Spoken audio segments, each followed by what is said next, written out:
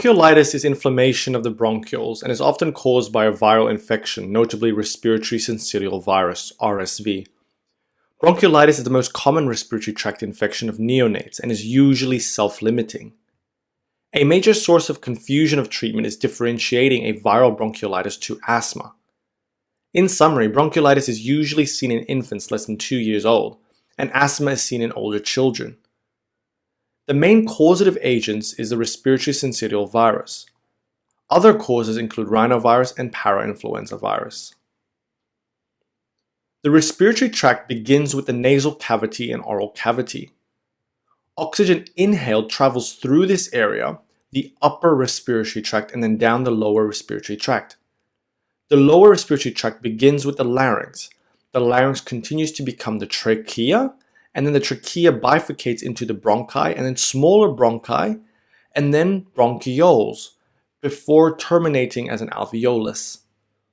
A normal bronchiole has smooth muscle cells around it, which help in contraction of the bronchiole.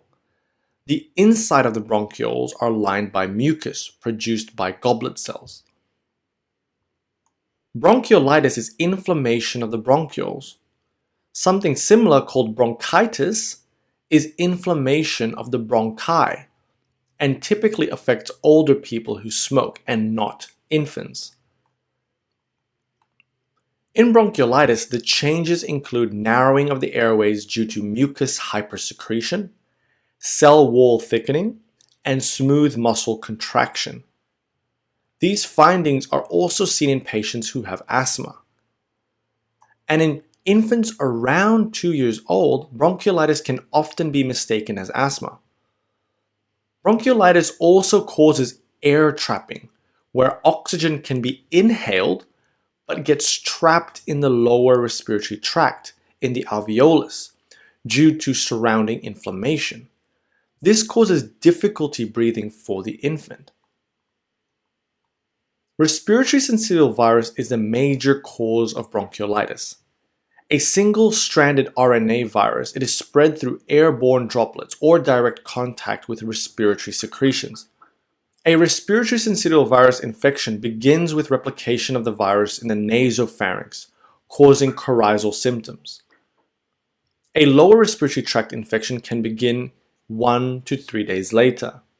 The virus spreads to the bronchioles, where small bronchiolar epithelium line the small airways. If a lower respiratory tract infection occurs, the virus causes an inflammatory response. Immune cells infiltrate the area. The inflammatory response causes edema, increased mucus production from goblet cells, and eventually necrosis and regeneration of these epithelial cells. This leads to small airway obstruction, air trapping, and increased airway resistance. These pathological features lead to the signs in bronchiolitis. Bronchiolitis can be mild, moderate, or severe, depending on the clinical presentation.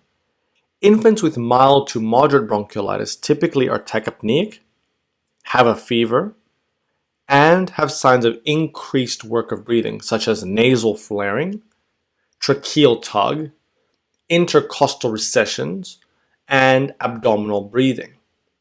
On auscultation, they can have inspiratory crepitations and a wheeze. Severe bronchiolitis is concerning, and the infant appears very unwell. They can have a very high respiratory rate or a low respiratory rate, and even apnea, which are episodes where they stop breathing altogether. There is severe grunting and maybe cyanosis and paleness as well. The child has difficulty feeding, taking in less than 50% or normal feeds. All these features are concerning, and all these features indicate severe bronchiolitis. Risk factors for severe bronchiolitis, or those with high risk of illness, include the young, especially less than 6 weeks old, premature infants, or low weight for gestation, immunodeficient infants, and those with congenital heart disease, neurological conditions, and chronic respiratory illness. The differential diagnosis is important, especially if an infant presents with recurrent bronchiolitis or has a severe respiratory tract infection. Differential diagnoses include acute asthma, viral-induced wheeze, pneumonia, congestive heart failure, and pertussis. The diagnosis of bronchiolitis is clinical. An infant or child less than 2 years of age presenting with initial symptoms and signs of upper respiratory tract infections, followed by a cough, tachypnea, inspiratory crepitations, and wheeze, is likely to have bronchiolitis. There is usually no role in investigations unless the infant has a severe bronchiolitis or something else is suspected. Management is largely supportive, focusing on maintaining oxygenation and hydration of the patient.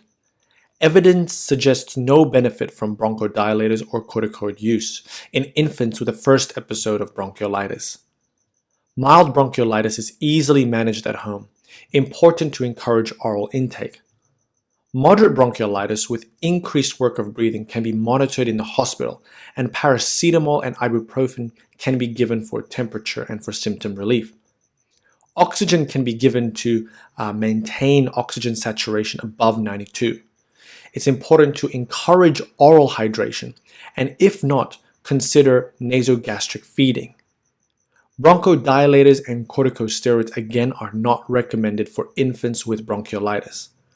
For older children, you can consider bronchodilators for symptom relief. If oxygen levels are still low, consider high-flow nasal prongs. Severe bronchiolitis will require oxygen via high-flow nasal prongs or even a continuous positive airway pressure, CPAP. Nasogastric tube or IV cannulation is important to keep up with the fluids. Children will require admission to hospital and potentially further investigations. Persistent hypoxemia will require ICU referral. Most cases of bronchiolitis resolve without complications. However, some complications can include dehydration, apnea, particularly in infants born prematurely, and then obviously secondary bacterial infections.